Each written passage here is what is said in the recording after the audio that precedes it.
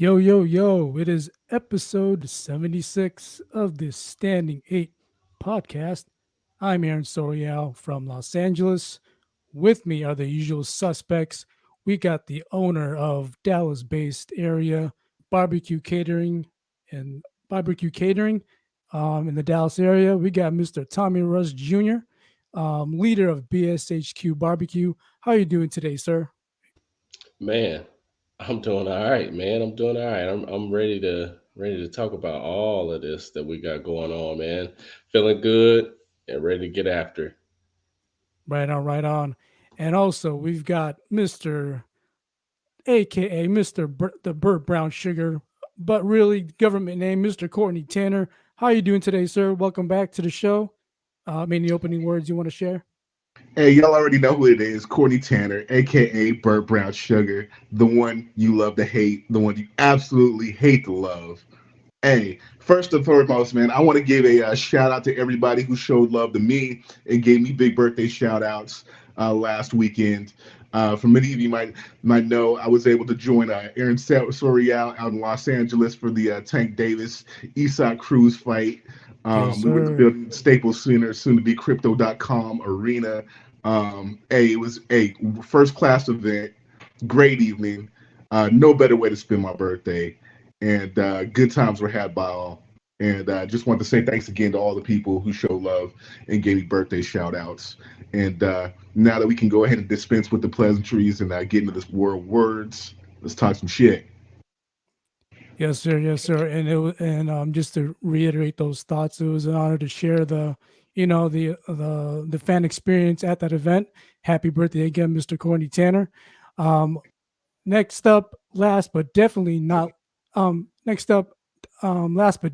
least, is the owner, head writer of 3dboxingblog.com. He covers boxing specifically the Texas area boxing scene. We got Mr. Gary Kittleson.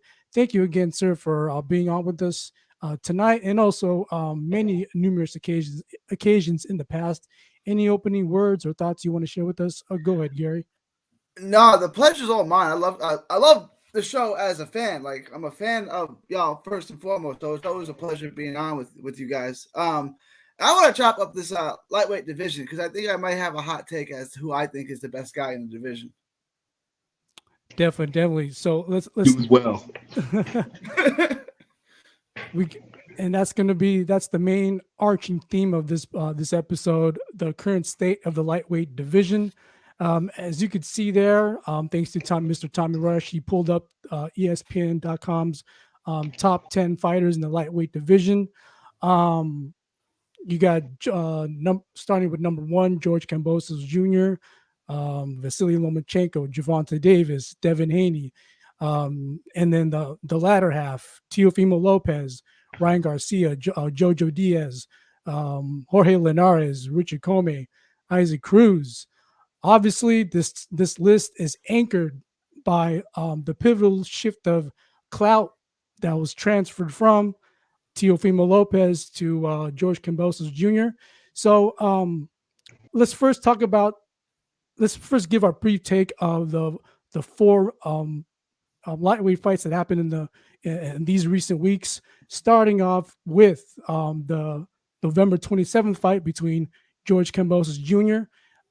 With his split decision victory over Teofimo Lopez, who now becomes the new unified lightweight champion. Before the fight, Teofimo was considered 13-1 favorite.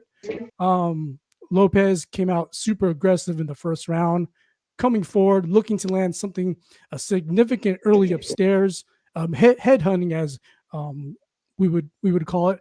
Cambosos, forced to fight backwards, was able to counter Lopez several times, um, but suddenly Cambosos scored that first round knockdown, which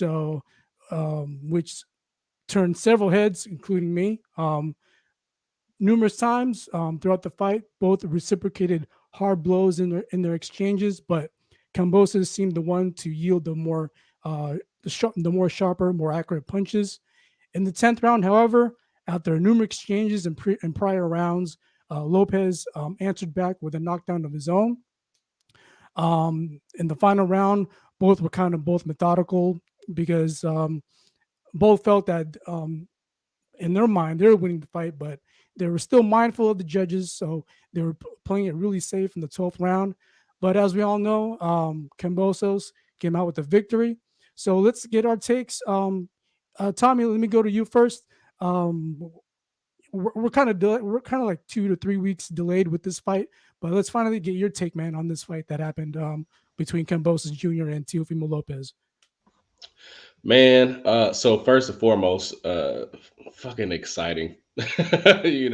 Anytime that we can see, this level of an upset, happen is phenomenal. Cambosos he did his damn thing in there, man. He was absolutely no damn pushover as we saw him win the fight. Um, you know, Originally I was fearful. I was fearful that he was going to get some home cooking. With Tiafimo being in New York at the time, and I think it was what two of the judges were from New York and one was from New Jersey, I believe it was. Yeah, I believe so. I was fearful that he was going to get some of that home cooking and end up losing the fight anyway. But he absolutely did an outstanding job. He stood his ground. Tiafimo coming in there, just swinging for the fences, just crazily, and to start the fight off. He weathered that storm, and he absolutely came to win. He didn't come to just be in that fight and just to compete. He came to absolutely win, and he showed that.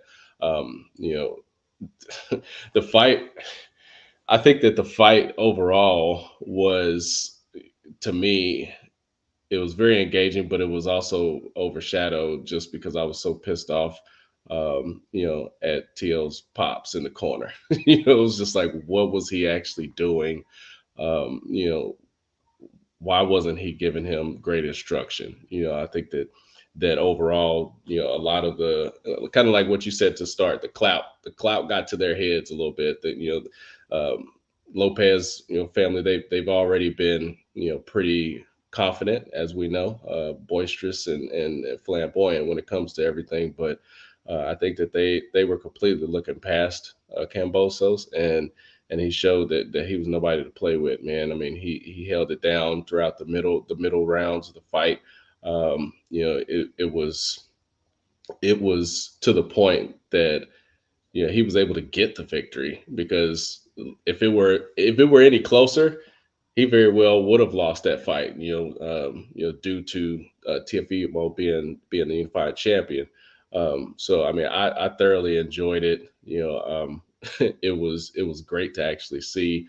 Um, Not great what came after the fight, and a lot of the different stories that we're now hearing and seeing and all of that stuff, which the facts on some of that will remain to be seen. But I really enjoyed the fight. I had to wait until the next day to actually like go and score it, because I was trying not to score it. It was so good. So I just sat and enjoyed it, man, and watched it back the next day, and kind of scored it up. But I definitely did have Cambosos winning the fight. I know that there were some people that may have tried to say there was a draw, things like that.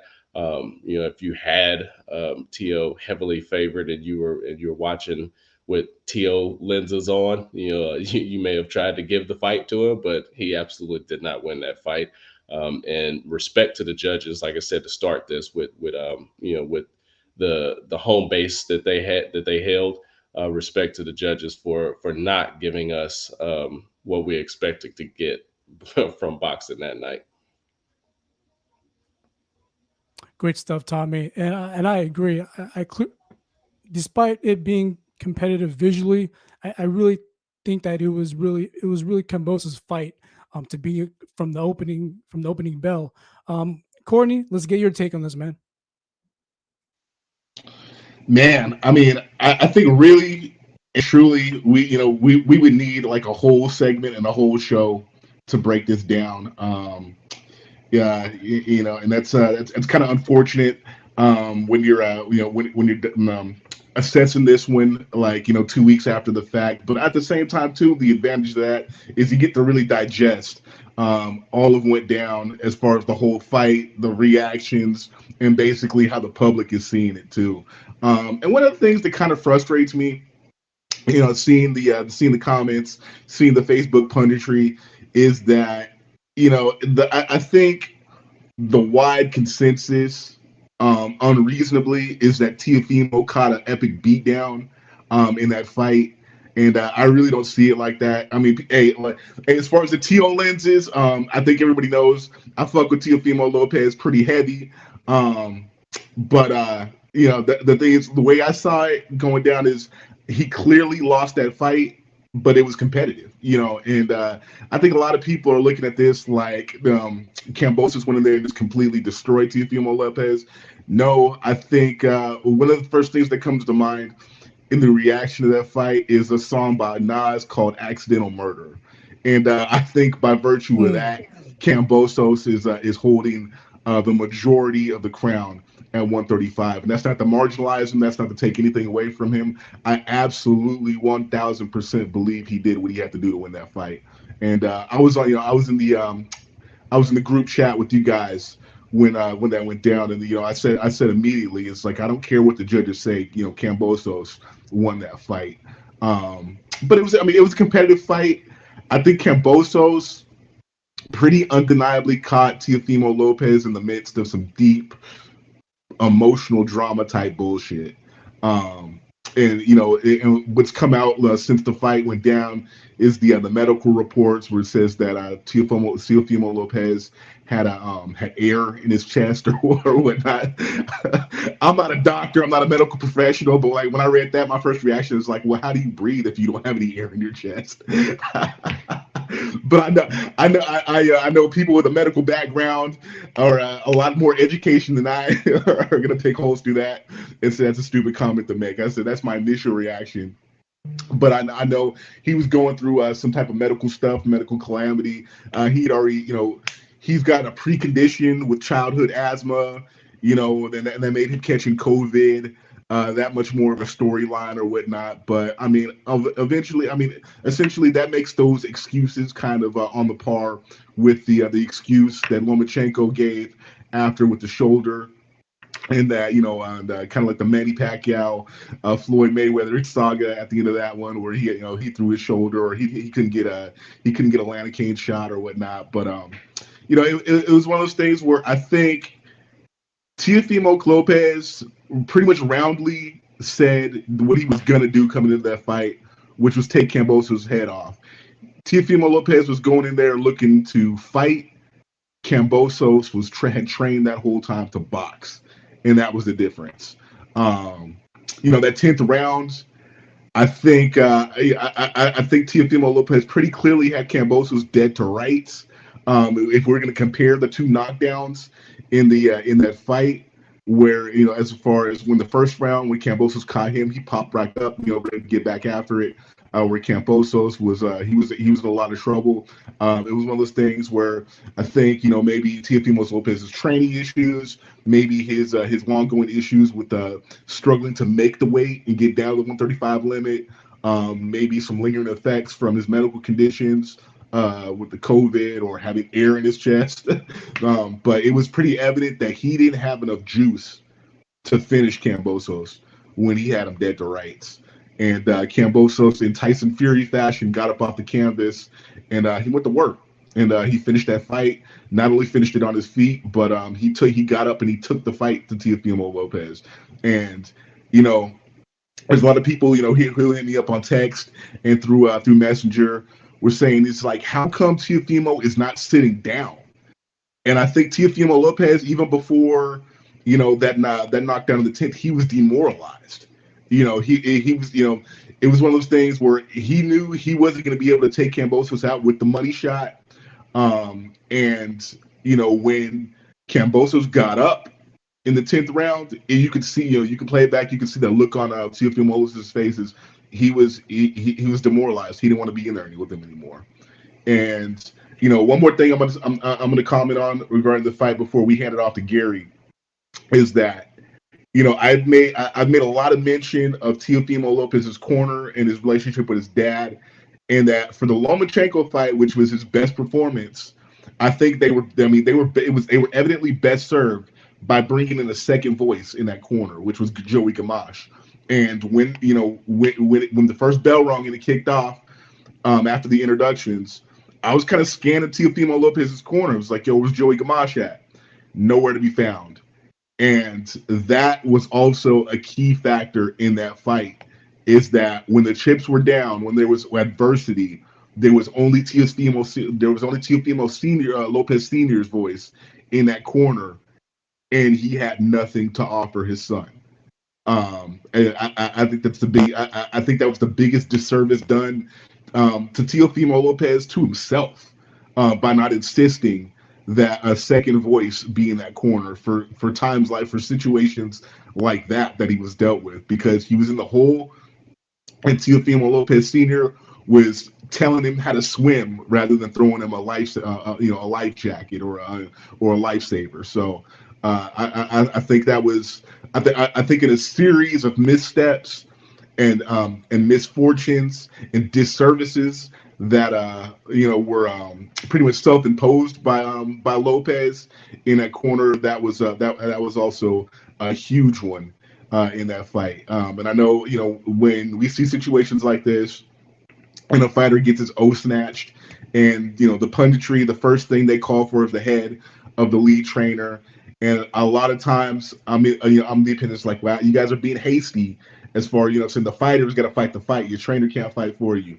But I think in this instance, like I'm with like 90% of the boxing public that Teofimo Lopez Sr., I mean, we all know he's not going to go because of that long-standing relationship. I mean, he got Lopez here. The thing is, a second voice needs to come back into that corner. If they don't call Joey Gamache back, I think there was some friction there between Joey Gamache and Lopez Sr. But if they can't make amends with him and he comes back to the corner, somebody else definitely needs to come back into that corner who has either trained world champions, been a world champion, or knows what it is to be in those adverse situations, rather than someone who is primming for the cameras and talking shit like Lopez Sr. Has done throughout Lopez's career. I mean, that's up to a point that's had its use. It got him there. It's got him to the dance. But now that your son has fallen flat on his face, it's time for you to put somebody else in his ear and have a proper say in that corner. Great stuff. And to briefly add to that, I think Teofimo Lopez, unfortunately for him, he only saw the outcome only being one way, and that was a knockout. And when you don't have any other avenues to explore to win the fight, I mean the trainer has to be some accountability for that too. How many times you can tell him to fuck him up? Yeah, fuck this motherfucker up, bro. Fuck this motherfucker up. That was all the instruction. It's like, Dad, that's not working. It's like, okay, like, but how do I do this shit? For real. So, Gary, let's get your take on this. And also, if you would like, you could put your medical lenses on. Give us your perspective on that angle. But go ahead, Gary. The podium is yours. Well, I got 1 credit in college for taking CPR, so I am a medical professional, I guess. You actually blew air into people's chest. No. No one should ever take my medical advice. I don't know what I'm talking about. Like Tommy said, if you watch the fight with Teofimo Lopez lenses on, you might have thought he won the fight. And I watched it, scoring it live. I scored it even, 113-113. I went back and watched it again the next day, and I had it 115-111 for Kambosos. So I think Tommy has a point, right? Like, I wanted to make a comparison. I think it was Pernell Whitaker's last win. He fought a Cuban guy named Hablos de Turdos or something like that. Diablos de Turdos, like, I don't know, name like that. And in about 10 seconds, Pernell Whitaker got knocked down the first punch of the fight. Right? He got up, laughed it off, and then got in control of the fight, right? And then he stopped him in like the 11th round. I was expecting Kambosos to do that right? Like I was the whole time I'm watching, it's like, okay, this is the moment Kambosos turns the tide. This is the moment, and it never really happened. Like Kambosos put some good rounds together, but you never ever felt like Kambosos was in control of the fight. And then going into the final 2 rounds, it felt like the fight was in the balance. Like whoever won the last 2 rounds was going to win this fight. And Kambosos clearly won the last 2 rounds. Now, Kambosos is what he is. He had a heck of a performance. I wanted your guys' opinion. Don't you kind of feel like this is his Buster Douglas moment? Like he can never, ever replicate this performance I do. again. Like, kudos to him. He did it. He's a world champion. You can never take it away from him. He can never put a performance like this together again. It's George Kambosos. When this fight went through all the politics with the promoters and the purse bids and then COVID, I was like, let's just cancel this fight, right? Like nobody wants to George Kambosos get knocked out within 2-3 rounds anyway. And then Kambosos won the fight, right? So it's like, okay, like Kambosos won. Am I sold on George Kambosos to beat Haney, Lomachenko, Tank Davis? Absolutely not. No.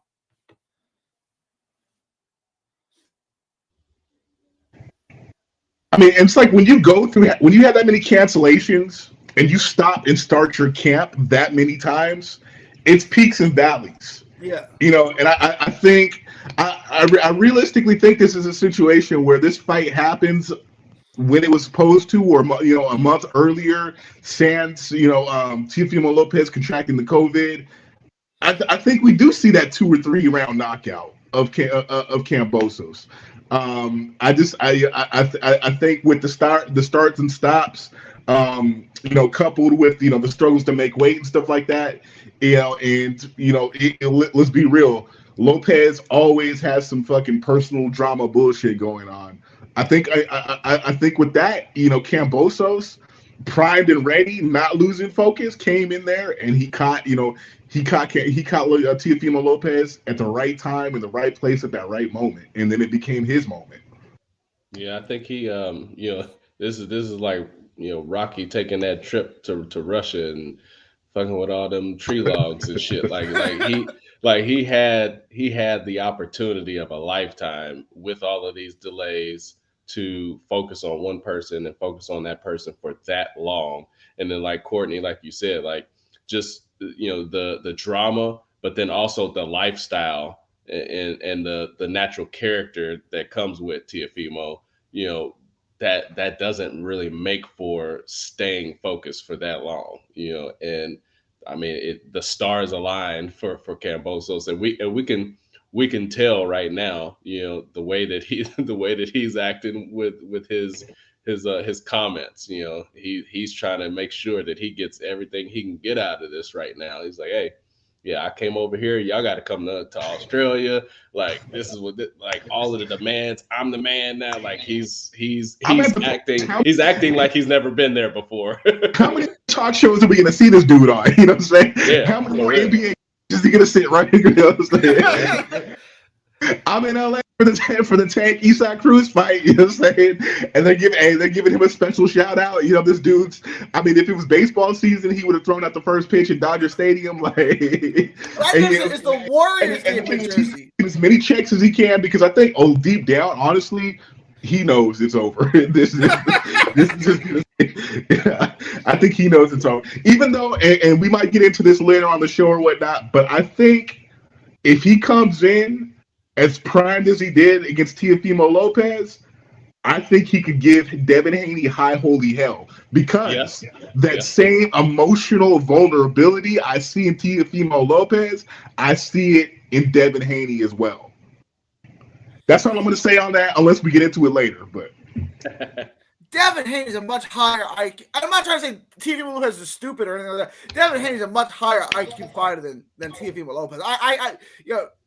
I could agree with that. Yeah. Can't see Kambosos with his style giving Devin Haney problems past the first few rounds. Like Devin Haney would figure him out and just outbox him all day. Well, since we're bringing Devin Haney up, let's talk about his performance recently on December 4th against Jojo Diaz.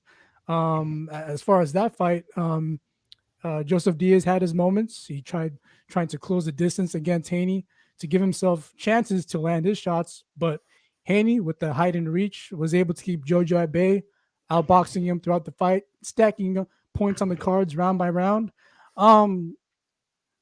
If any of you guys saw that fight, let's get your takes on it. Gary, let me piggyback to you. What did you think of that fight? His performance. I thought the other guys were a little bit ahead of Haney. I thought, Teepee with Lopez for sure, Tank for sure. This was, I think, the best performance of the lot. Like over all the performances we're going to talk about, I think JoJo Diaz. Devin had the best opponent. I think JoJo Diaz is criminally underrated. Like, he's not just a pressure fighter. He's an Olympian. Like, I can box. Like, he is a really multifaceted guy. And I knew that if Haney's plan was to run for 12 rounds and be up the back foot, JoJo Diaz was eventually going to break him down. So, at least in spots, Haney was going to have to sit in with him. He was going to have to sit down, right, and box him, use his reach, use speed, and box him, in the mid-range and in close. And in the first round, Haney kind of stood in with him to kind of set the tone. Like, I thought that was a masterclass performance from Haney. I know it was close, and I know people, I just think JoJo Diaz was criminally underrated. I said going into this fight, I think this is 50-50, right? Like, I can see how both guys win this fight. I thought Haney's performance was like an A++. Like, there's not much he could have done better against an opponent as good as JoJo Diaz. Right. And Tommy, give us your take. And also, somewhere in your mind, did you give JoJo any chance of maybe a possible upset against David Haney? Your take, Tommy? So I'll answer the second question first. Did I give him a chance? Absolutely. Because styles do make fights, and the way that, like what Gary said, as far as him being kind of labeled that pressure fighter, that's something that if Devin Haney doesn't keep control of, it could really bother him, and somebody as talented as JoJo Diaz would be able to win enough rounds. Did I see him dominating him or anything like that? Absolutely not. Did I see it more along the lines of Haney being able to very much so control the fight just like he did? Yes. Did I expect the performance that Haney put out there? No. I didn't expect him to control it and look as good as he did. I would agree with Gary that I was pretty impressed by that fight. I was impressed that he wasn't, just kind of bouncing around and just staying away from him and staying at distance. He was, there were plenty of times in that fight where he actually he stood there right there with JoJo and fought him, and he put his combinations together, and he wasn't just kind of hiding behind a jab or a 1-2.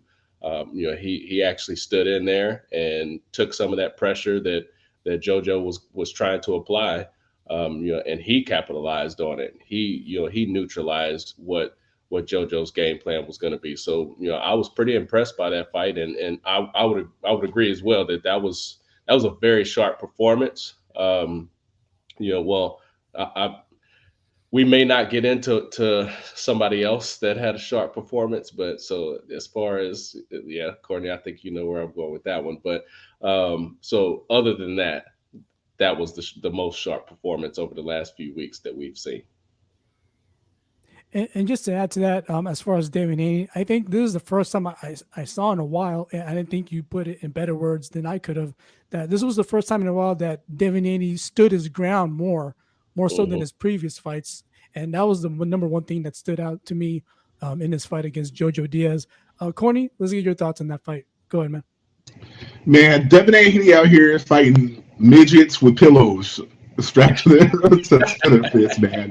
The only reason we talk about JoJo Diaz, man, at the lightweight division is because he is a featherweight who just accepted his dad bod and told the world, yo, this is me. Notice he didn't start having weight issues till he had his baby, man. He came up eating a Haagen-Dazs with his girl who was expecting at the time, man. That's all that was. But Devin Haney's performance was impressive. But, and Gary said he's criminally underrated. Like, what I'm saying? Like, JoJo is skilled. He's a skilled fighter. I think he's one of those dudes who is too, who's too small for the division. And even when he was in the smaller divisions, he didn't really pack any punch to begin with. I think I think something got made of it because Haney stepped into the fray when Jojo Diaz and Ryan Garcia fell through, and that was supposed to be Haney's best opponent up to par. Sans Linares, who we all knew Linares was over the hill. But honestly, his win against Linares impressed me more than Jojo Diaz, even though he had an easier time of it. It looked a little more pedestrian. But I mean, I liked his Linares performance simply for the fact is that we saw him face some adversity and think through it. As far as where Jojo Diaz is, I'm just gonna I didn't give Jojo Diaz no chance. I mean, just because I saw what it is, a guy who is significantly undersized at 135, fighting and the thing is, the guys we're mostly talking about were at 135, they're all big lightweights. Devin Haney, Teofimo Lopez are basically starving themselves down to maintain 135. And then you got guys like Ryan Garcia, who was just he was just naturally big at the weight as well. So I mean, I think JoJo came in at a size disadvantage for one, and then the fact that he really doesn't have much pop. That I mean, I pretty much the way it went down, I saw it going down the way it went down. I mean, and then I think the reason Haney wasn't pressing for the stoppage more is because JoJo does have enough power to keep you honest. And I think what Haney didn't want was a repeat of the end of that Linares fight where he got careless in a fight that he was easy, that he was controlling. And then it looked like, well, so there was that uncertainty, it was getting away from him or whatnot. I think Devin Haney was just content to just, to get that decision and to look good doing it. And I think he did. I think he got a decision. He looked great. But his competition really did. That was one of those things. His competition didn't impress me. But like I said, Devin Haney. I see a lot of the same intangibles in Devin Haney that I do in Teofimo Lopez, and with Devin Haney's chin being a little susceptible as it is, we've seen a little sneak peek of what can happen if if he gets clipped. I see if Devin Haney is in the same scenario against Kambosos that Teofimo Lopez found himself in. I can see it going similarly. But as Gary said, I think Devin Haney is he utilizes strategy better, and he has a corner that's gonna better serve him in those situations. So I mean, I could see a foreshadow of it possibly going down that way. There's intangibles with Devin Haney that would also strongly lead you to believe that he wouldn't fall apart like we saw Teofimo Lopez do. See, and like some of the stuff you just said, Courtney, those are some of the reasons why I did give JoJo a slight chance in the fight, was because of what we saw, when Haney, got clipped a little bit. We saw like, okay, if somebody's able, to get in there, and if he's not able to completely control that distance and let JoJo get in there, he could catch him up a little bit. And if he catches him up with a few, he can roughhouse him a little bit, hit him on the inside some, we might be able to see something to where Devin Haney would not, be able to completely bounce back from. And then also on top of that, I was impressed with the fact that he didn't look as much of pillow hands as we've seen before, but he still has some of that in him.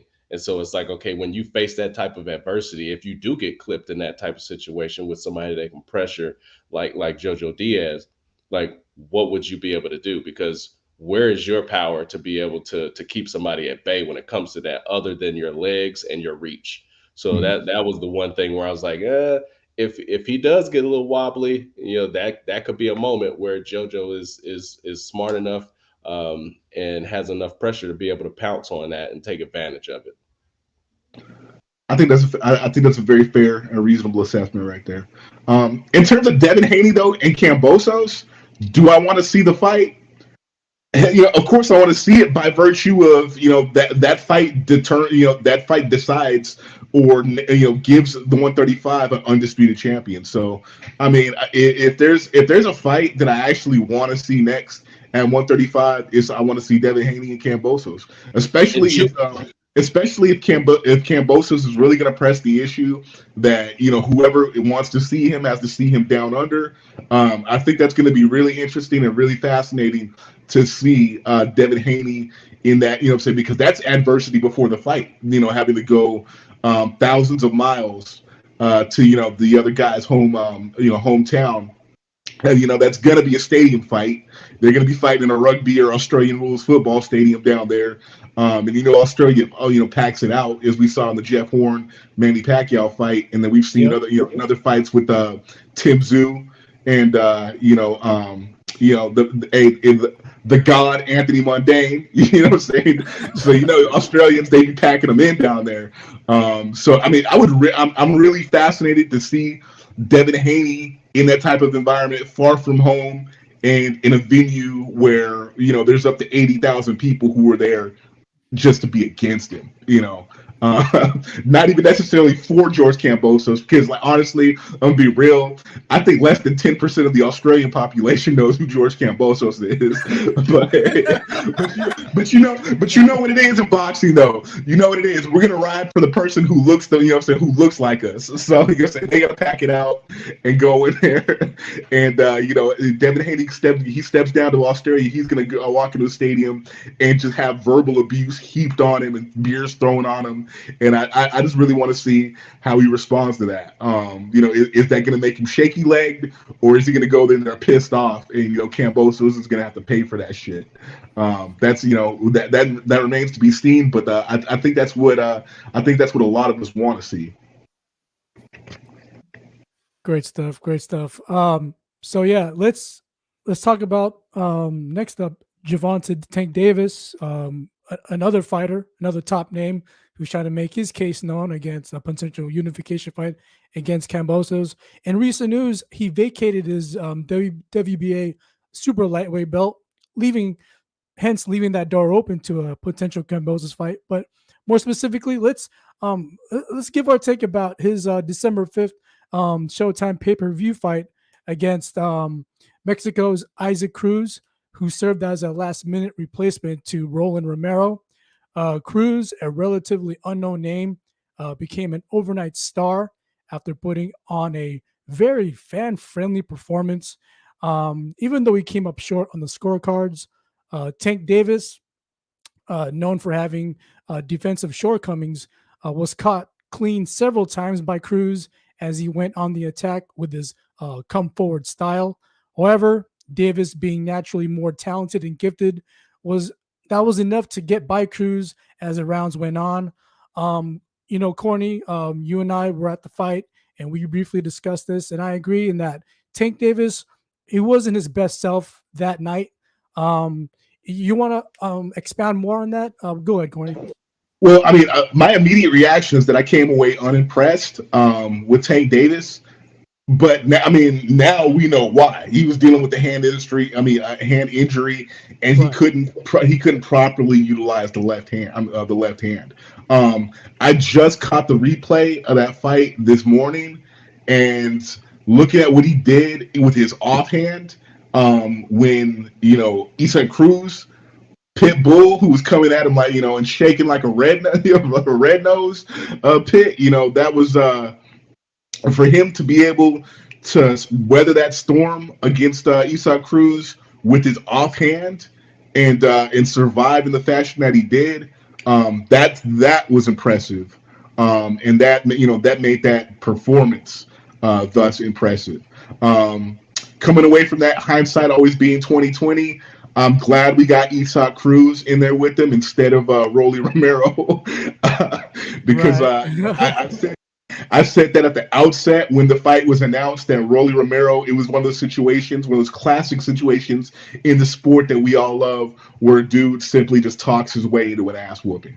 And I think, even seeing how shaky Davis was at times in that fight against Isaac Cruz, I'm still firm in my belief that it would have been a quick and easy night for Tank Davis, and that would have been a lot of money to go out there and spend on the tickets and that plane ticket just to see him dude up. And that undercard that was put on wouldn't have made it worth it, and wouldn't have made it easier to swallow at any point. Why that was a pay-per-view offering to the public, I don't know.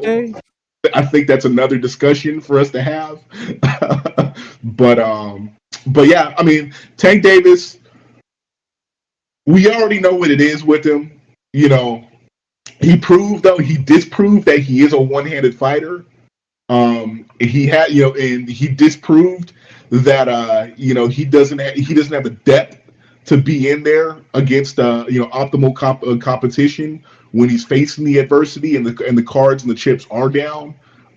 He did, I think that was a fight for Tank Davis where he disproved or dispelled a lot of notions that we had about him more than he proved anything or showed us anything new or any new wrinkles to what he's working with.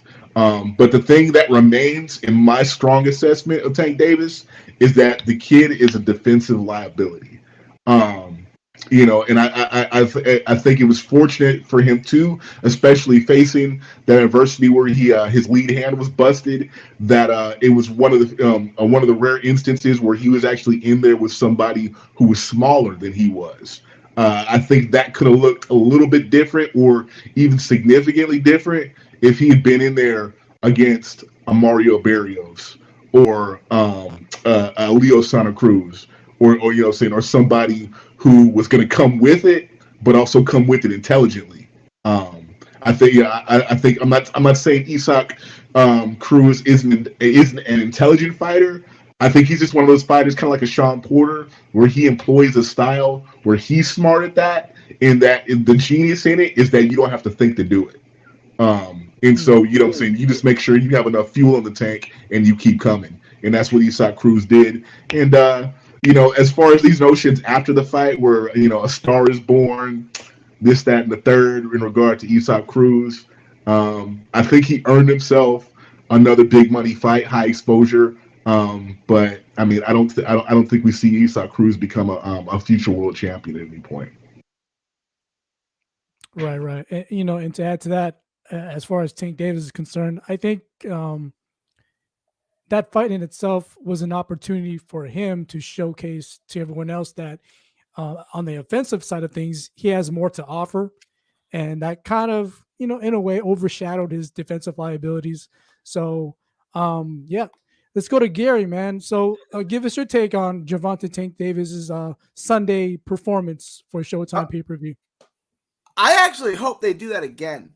Boxing on a Sunday evening, I liked it. I thinking outside the box a little bit. Saturday would have been championship Saturday with all the conference championship games, football. Not a great day to put it on. So they put it on Sunday. And I liked it. I hope they do that again. Just put that out there. Just make it free. There you go. There you go. Isaac Cruz was largely unknown, right? But if you were like, he's kind of like the hardcore's darling. He fought Francisco Vargas on the undercard of Jamal Charlo when he fought Montiel in Houston. He fought on Tank's card when Tank fought Santa Cruz in San Antonio. And then he had a really memorable fight with a guy named Thomas Batiste on like a legendary showbox card where like each guy throws 1,000 punches. If you're really paying attention, you'd seen him before. You knew like what he was. He was going to be a fun fight. I agree with Courtney that I don't think that Rolly is bad, right? He's just sloppy and there to be hit. And when you're sloppy and there to be hit, Tank's the wrong guy to be in the ring with, right? Because Tank's going to get rid of you. I think Tank would have got rid of him 3-4 rounds. And not because I think Rolly's bad. It's just because he's there to be hit. And Tank's got freakish power. I was impressed with Cruz. I think he does belong in that top 10 there. Like he is. Like he's a good lightweight. I don't know if he'll get a world title. Just that division is really, really competitive right now. But Cruz is good. I again, not every performance is going to be spectacular, right? You're not going to get a spectacular. You're not going to knock everyone out. You're not going to get a posterizing knockout in every fight. That being said, I thought Tank showed a lot of things, right? Tank was going backwards at times, and he was ripping off combinations. Tank's not. You don't really think of Tank as a combination puncher, right? Or someone who can go backwards. He was going backwards and throwing off combinations. Not enough. Like I like to see him throw more combinations, but when he did it, he was pretty good at it.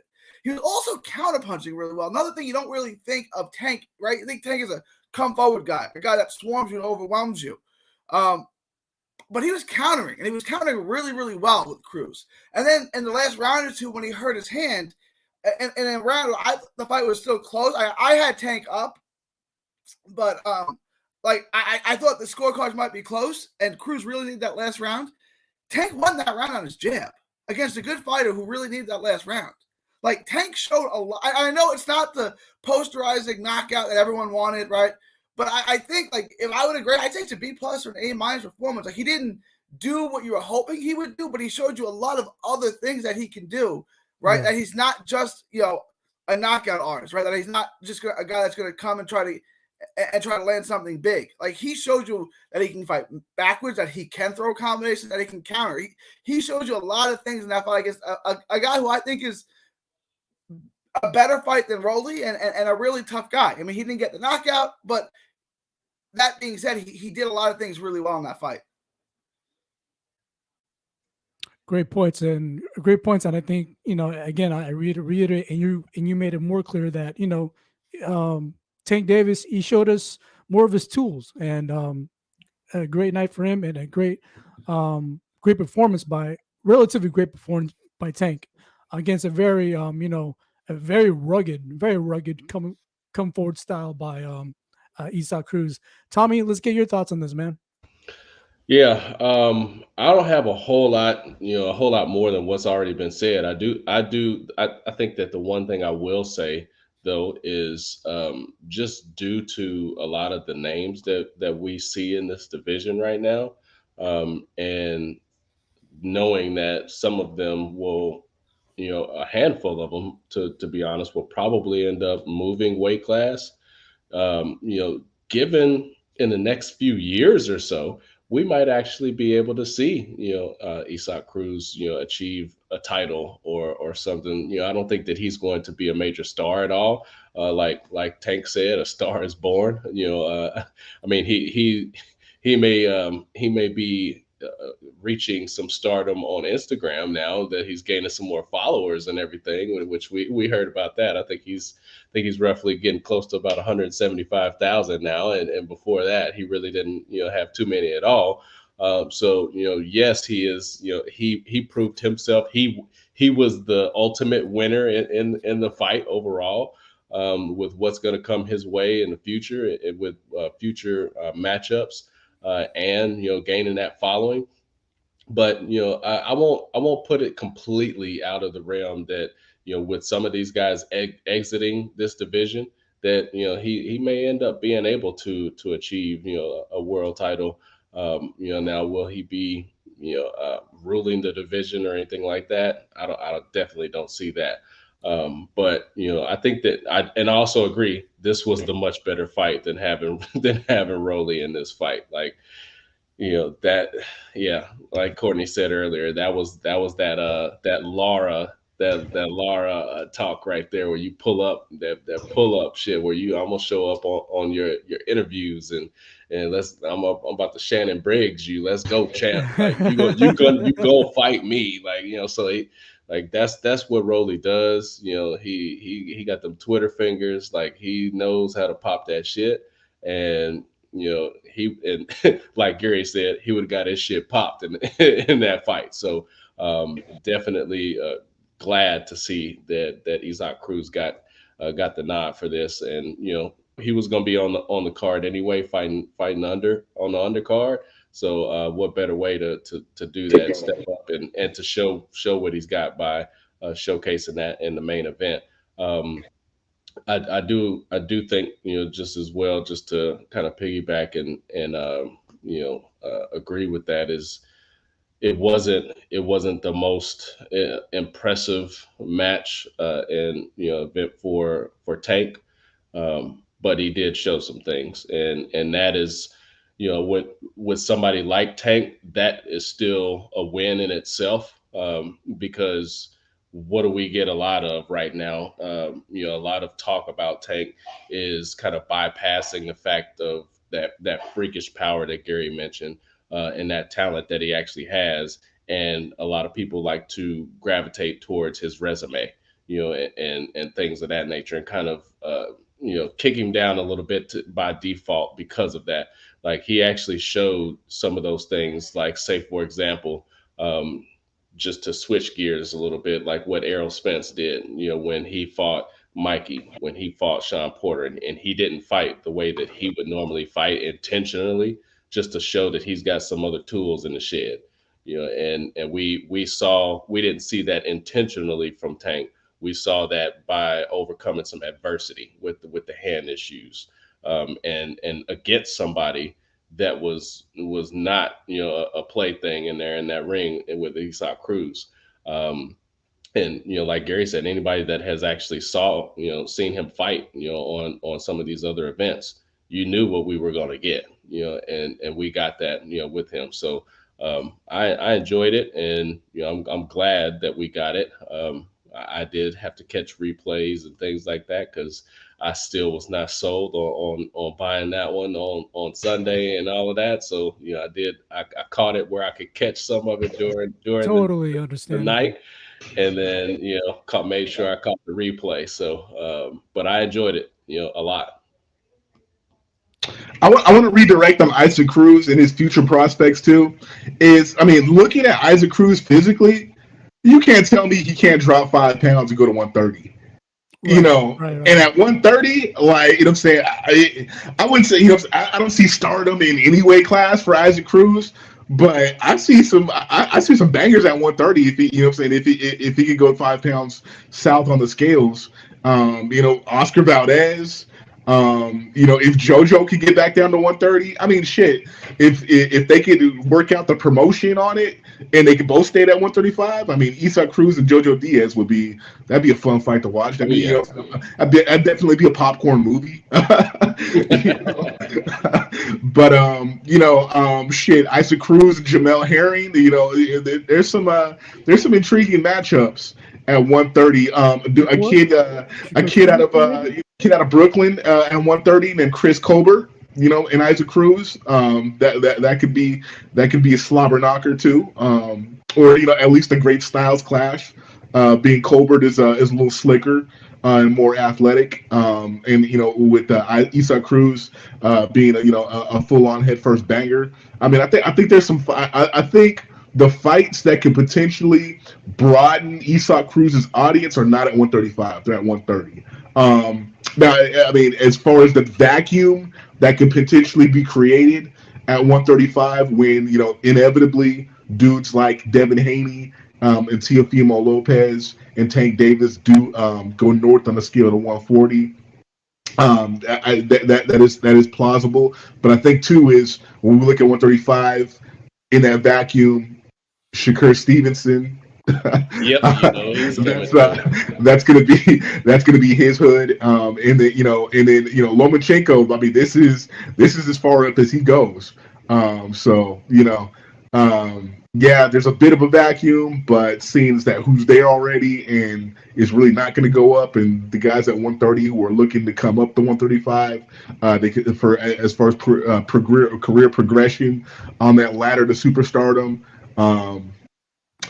That's an environment that could potentially be hostile for Isak Cruz. But hey, he's mad watchable.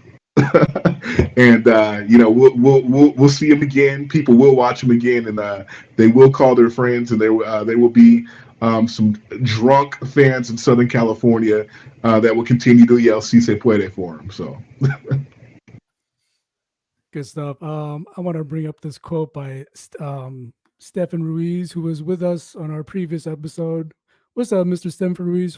Stefan Ruiz from Ringside Globally states, kind of a shade post. Did they ever release the pay-per-view numbers for the Tank fight? It must not be that good if they haven't screamed it like TMT does when they do anything good. Any thoughts? Anyone want to Hold comment on on. that? I want to say this. First off, shout out to Stephen Ruiz. Stephen Ruiz, man. Another illustrious guest we've had here on the show. Um, but that's a hating ass post, man.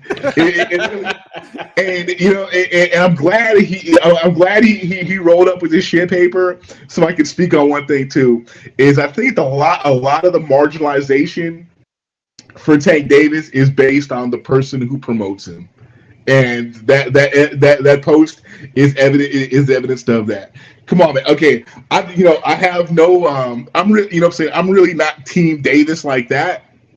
But my thing is, form an opinion based on what he does or doesn't do in the ring.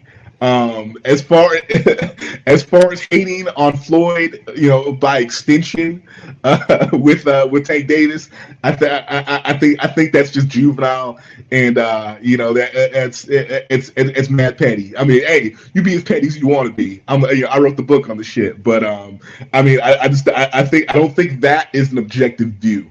Um, but I will answer the question though. In regards to the view numbers, that shit probably did like 30. I'm not talking 30,000. I'm probably talking like 30. So Floyd probably ordered the shit twice. I was like, but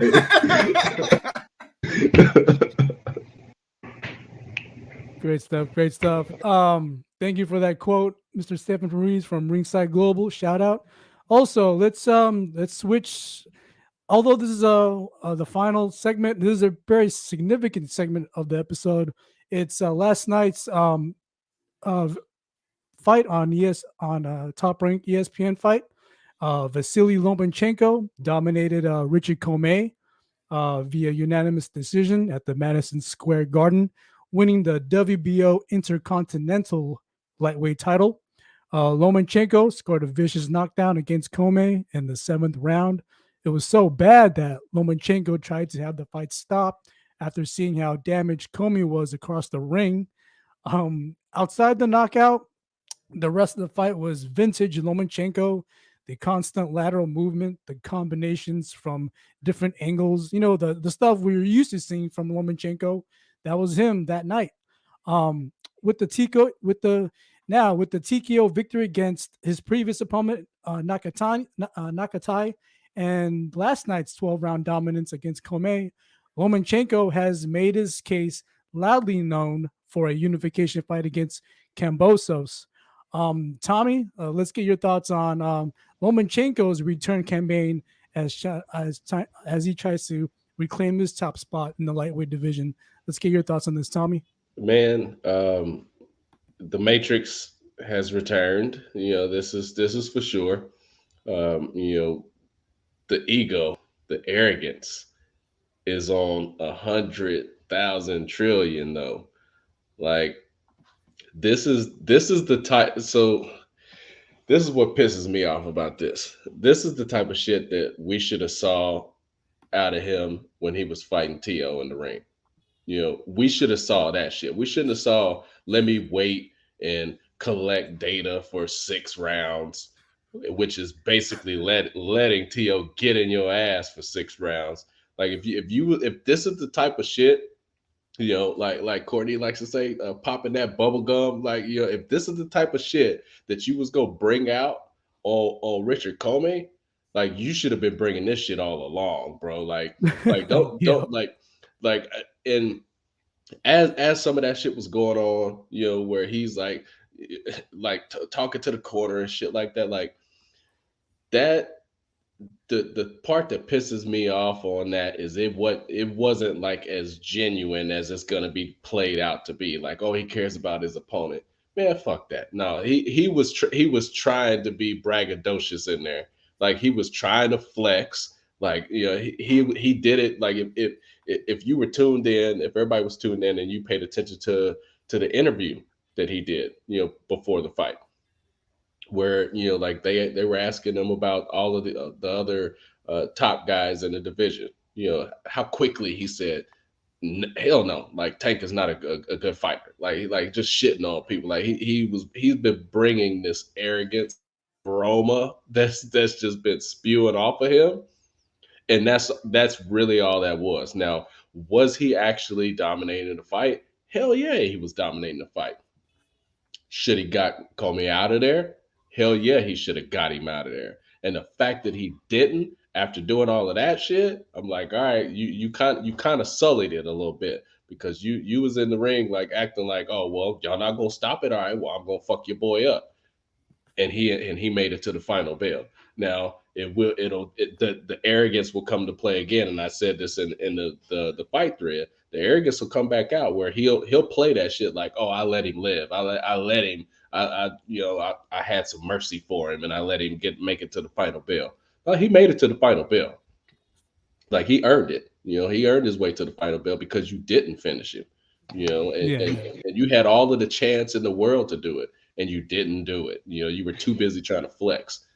Y'all notice he got hit with a 3-piece pretty much right after doing that shit. It was just like... Exactly. It's like he was too headstrong into playing that game instead of fighting the fight and doing what he was in there to do.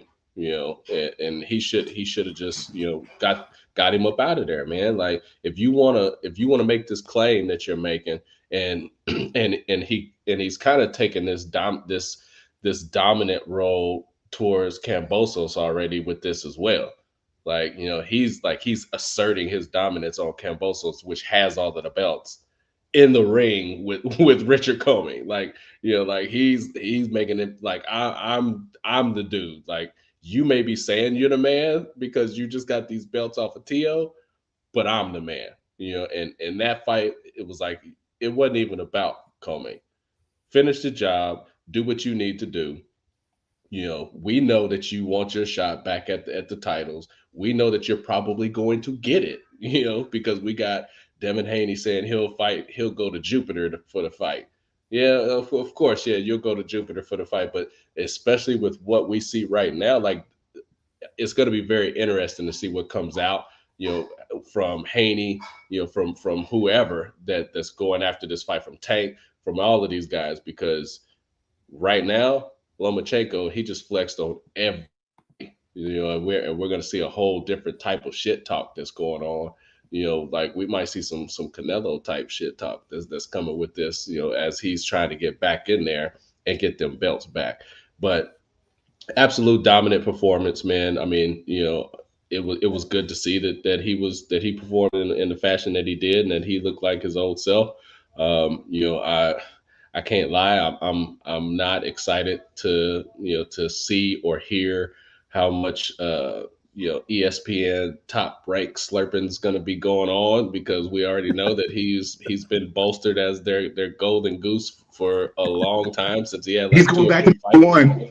Exactly, he's going right back to number one. We already know it. Like fuck Canelo, fuck Crawford. He's going back to number one again. Yeah. Like we know where this is going. Come Monday, come tomorrow, he's back to number one. Watch. Yeah, so I'm like, shit, here we go again. So I'm not excited for that, but I am excited to see if he's gonna go back, and we already know, just like we already said, like Kambosos, he's in his let me live my life right now and get ready to cash the fuck out. He's gonna go for that. He's going to take that fight, because that fight is going to make him the most money. Like Top Rank and ESPN, they're gonna roll out the red fucking carpet to get that fight for him.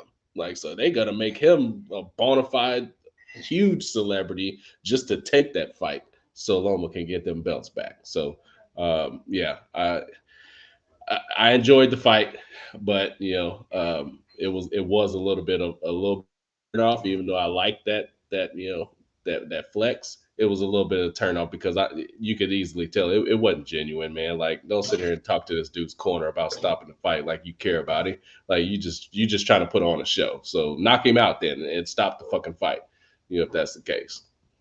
Dude, Andrew Rozier is one of the best trainers in the business. Like, I think that dude really knows when it's time to stop a fight, what I'm saying, and when his guys got a little bit more. Like I said on that fight thread, if he had just been focused on finishing him instead of trying to work his corner too, we wouldn't even the scorecards and go like watching it till around 12 wouldn't even been relevant. You know, because we got up to like around 11 or 12, and I was like, why are we still here?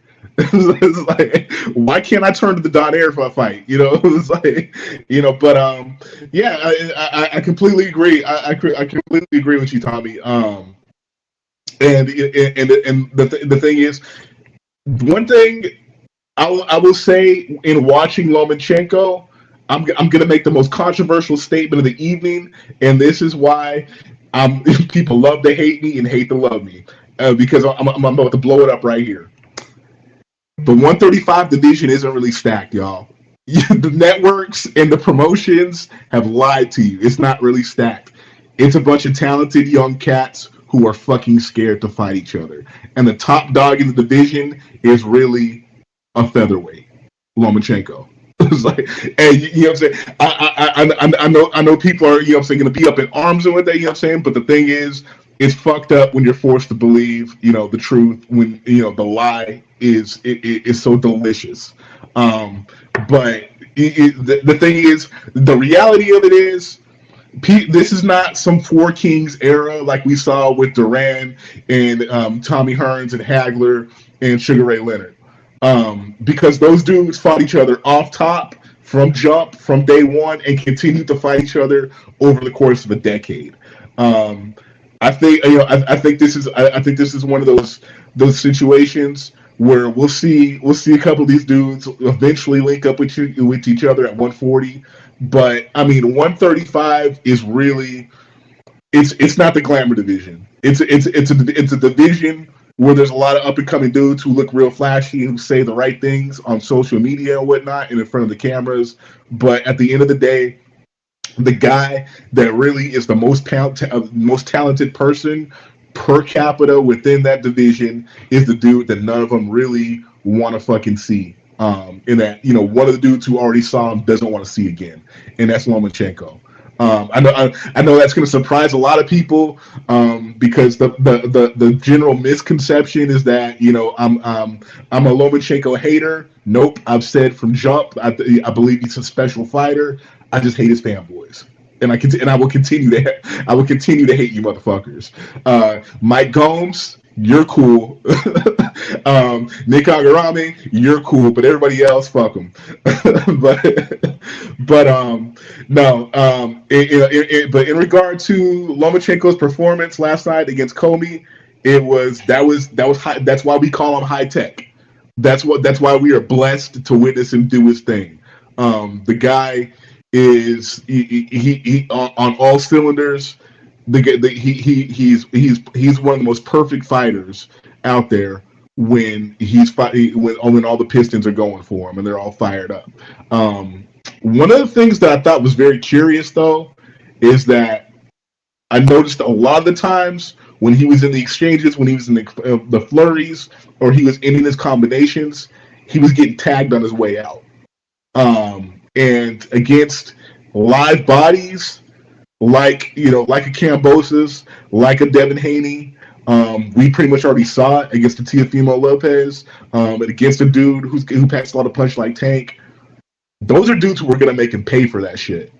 Comey, he was too beat up from the do it, but you know, even with all the glowing words I just said about Lomachenko, I see that as a serious vulnerability against dudes who will work their ilk at 135. And then if we're gonna go ahead, because that's what it is now with Lomachenko on the comeback trail, he's fighting everybody that Teofimo Lopez fought, in an aim to do it better or to aim to embarrass them in order to go, stake his claim that Teofimo Lopez should get back in the ring with them, or now that he deserves the next crack at Kambosos or whatnot.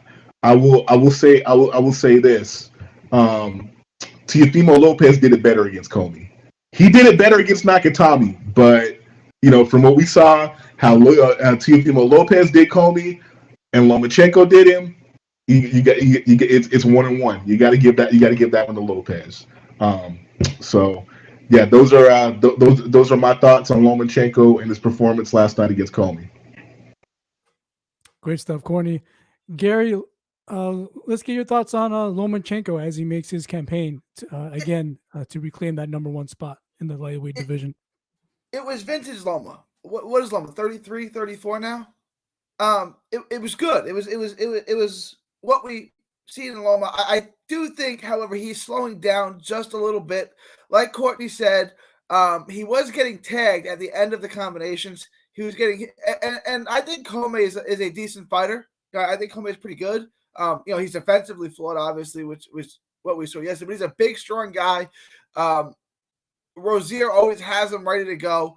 It was a good performance, but I don't think Lomachenko is the same Lomachenko that we saw, beat Gary Russell Jr. or Nicholas Walters or guys like that. Although he's still really good, I don't think he's at his peak. I think he's starting to decline just a little bit. As far as him saying that, asking to have the corner stop to save Comey, I'm with Tommy. That was ridiculous. There was a time, I think it was the third round, where he told Comey to go back to his corner after he tagged him, right? He was putting on a show. He wasn't actually concerned about Richard Comey, right? And if I were Comey, the first time in the third round he told him to go back to his ring, I would have tagged him. I just would have went up and hit him. We're in a fight. I'm not tell me to go back to my corner, right? And the same thing when he was talking to Andre Rozier, telling him just go hit him. I think we're in a fight. I didn't call timeout, right? We're in a fight. I would just went up and tagged him, right? Like, you're not talking to my trainer. You're not talking to my corner to tell him to stop the fight. I know Coleman was in pretty bad shape at that point, but no, that was not Lomachenko with a deep-hearted concern for Richard Comey. That was Lomachenko putting on a show.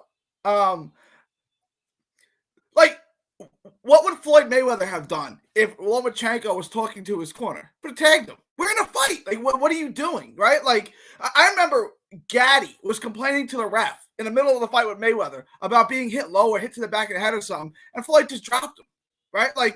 We're in a fight. What are you doing? Right. I'm not really a fan of Loma. Obviously, I'm with Courtney. I think he's really, really good. Although I do think Tank Davis beats him. If I had to rank all of these guys, if there was a tournament, I think Tank gets through. I think we saw how many dimensions he has, and you're not keeping Tank off of you for 12 rounds. The best you can do, I think, is what Cruz did, was just kind of lose the fight. I do think Tank Davis is the best lightweight in the world.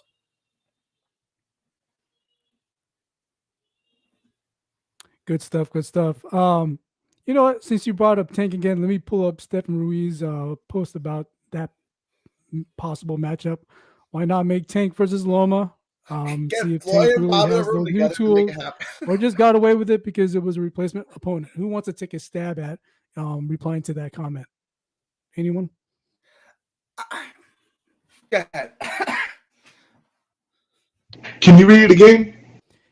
Stephen Ruiz, he states, why not make Tank versus Loma? See if Tank really has those new tools or just got away with it because it was a replacement opponent. Well, I mean, Steven, you obviously watch enough boxing to know why it's not gonna get made. And the reason these guys have been dancing around each other, the whole time. So I obviously top rank plus PBC equals no fight. But I think we just heard Gary's take on it. I think and that's interesting. I'm gonna disagree though. I think at this point, I think Lomachenko beats Tank simply for the fact that if we're looking at Tank Davis's defensive liabilities and deficiencies, I think Lomachenko has got way too many tools in the box to exploit that. That's theoretic in a theoretical hypothetical matchup. That's how I see that going. Interesting. Well, before I end it, I have one final question, which kind of brings this whole narrative of the lightweight division to in one central point and one central theme.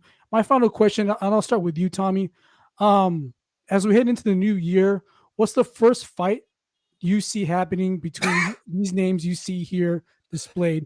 What's the first fight you see in your mind most likely being made for 2022 among these 10 names? What's the first matchup you see being made? Cambosos and Lomachenko. Let's go with you, Gary. How about you? Um, I don't want to agree with Tommy, but I agree with Tommy. Lomachenko, it's too easy to make, right? Like I think that's will happen pretty early in 2022. Courtney, how about you? I'm gonna say Ryan Garcia and JoJo, or Ryan Garcia Linares. You can also insert Linares and JoJo Garcia in there too.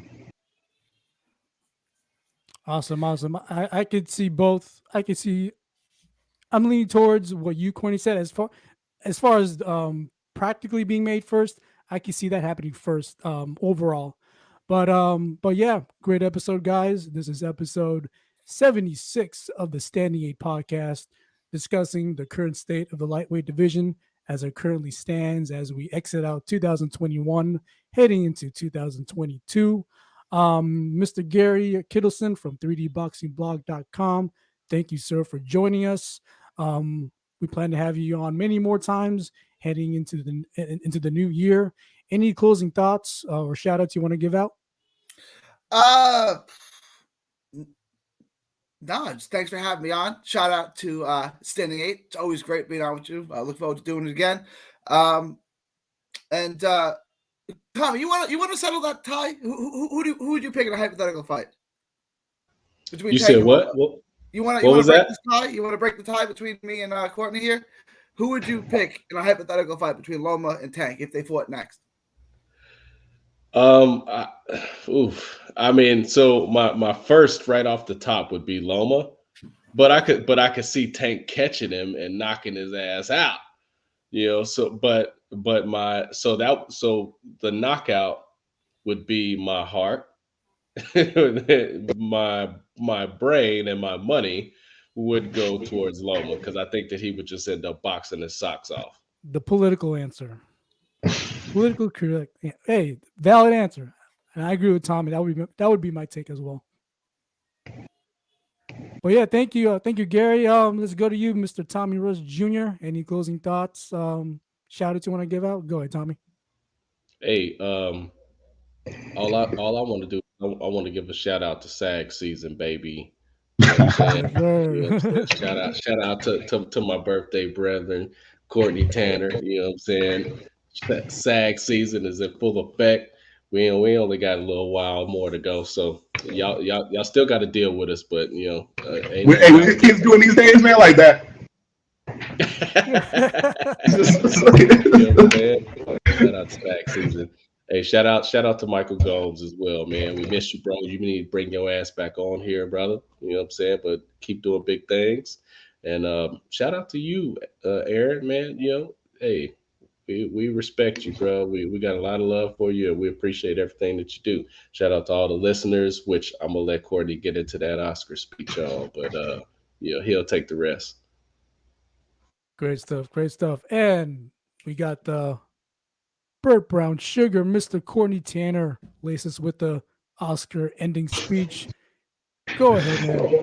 Yeah, man. Hey, basically, just want to say thank you to you three for making it another glorious evening. Talking about the sport that we all love.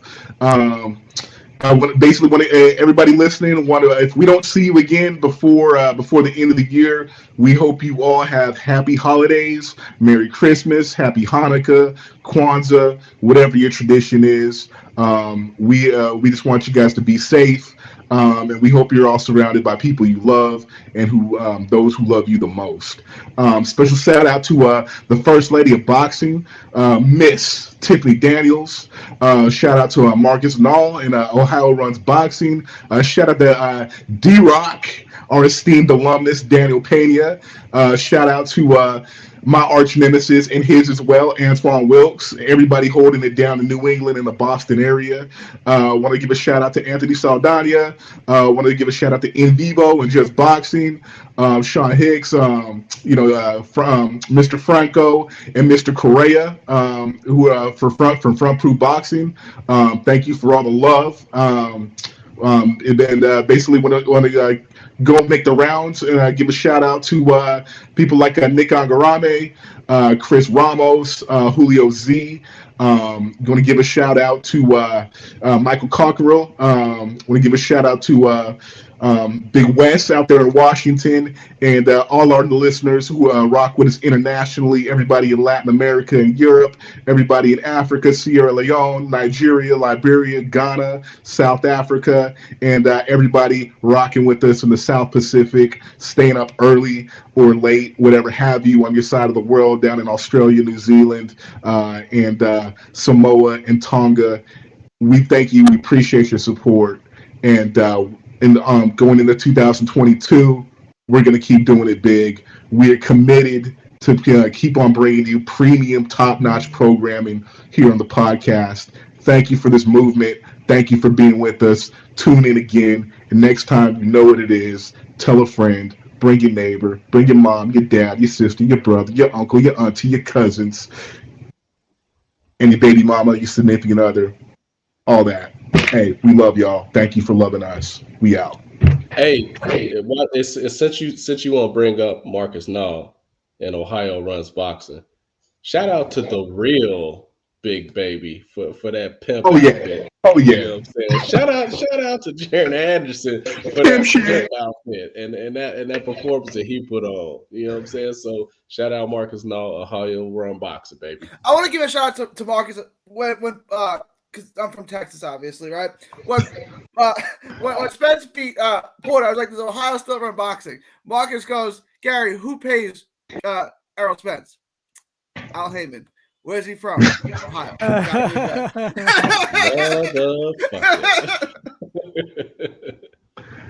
Major shout outs to Steven Ruiz and Jerron also, who was acting fool on the boards, rocking with us, keeping it spicy. We love you guys. Thank you so much. We are humbled by your attendance. You could have been anywhere else in the world, but you was right here with us. Hey, we see you.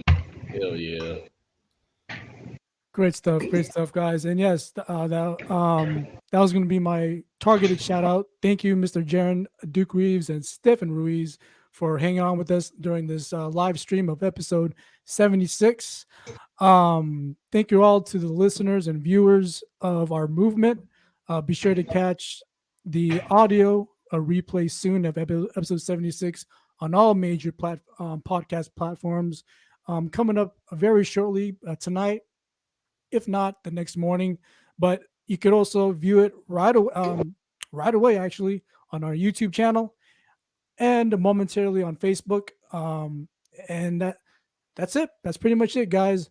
I'm Aaron Soria from Los Angeles. Again, we've got Courtney Tanner, a.k.a. the Brown Bird Sugar, Gary Kittleson from 3dboxingblog.com, and Tommy Russ Jr., also the owner of BSHQ BBQ.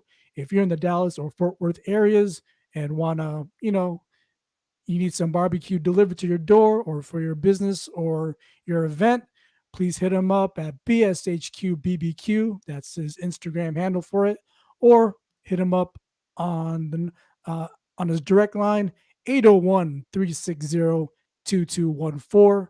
Again, I'm Aaron Soria from Los Angeles. From all of us to all of you, have a great night.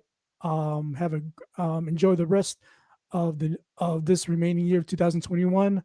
We wish you a very good night and a very prosperous, way better 2022, guys. Later, guys. Have a great night. Peace.